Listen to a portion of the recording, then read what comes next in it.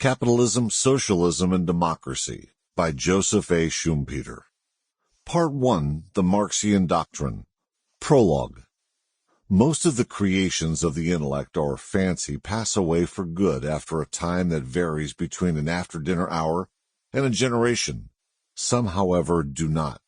They suffer eclipses, but they come back again, and they come back not as unrecognizable elements of a cultural inheritance, but in their individual garb and with their personal scars, which people may see and touch. These we may well call the great ones. It is no disadvantage of this definition that it links greatness to vitality. Taken in this sense, this is undoubtedly the word to apply to the message of Marx. But there is an additional advantage to defining greatness by revivals. It thereby becomes independent of our love or hate. We need not believe that a great achievement must necessarily be a source of light or faultless in either fundamental design or details. On the contrary, we may believe it to be a power of darkness. We may think it fundamentally wrong or disagree with it on any number of particular points. In the case of the Marxian system, such adverse judgment or even exact disproof, by its very failure to injure fatally, only serves to bring out the power of the structure. The last 20 years have witnessed a most interesting Marxian revival.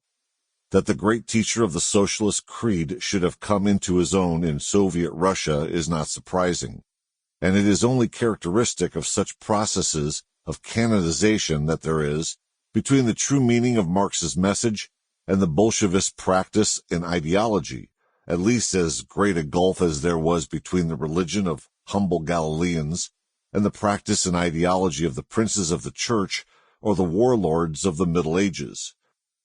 But another revival is less easy to explain, the Marxian revival in the United States. This phenomenon is so interesting because until the 20s, there was no Marxian strain of importance in either the American labor movement or in the thought of the American intellectual. What Marxism there was always had been superficial, insignificant, and without standing. Moreover, the Bolshevist type of revival produced no similar spurt in those countries which had previously been most steeped in Marxology. In Germany, notably, which of all countries had the strongest Marxian tradition, a small orthodox sect indeed kept alive during the post-war socialist boom as it had during the previous depression. But the leaders of the socialist thought, not only those allied to the Social Democratic Party, but also those who went much beyond.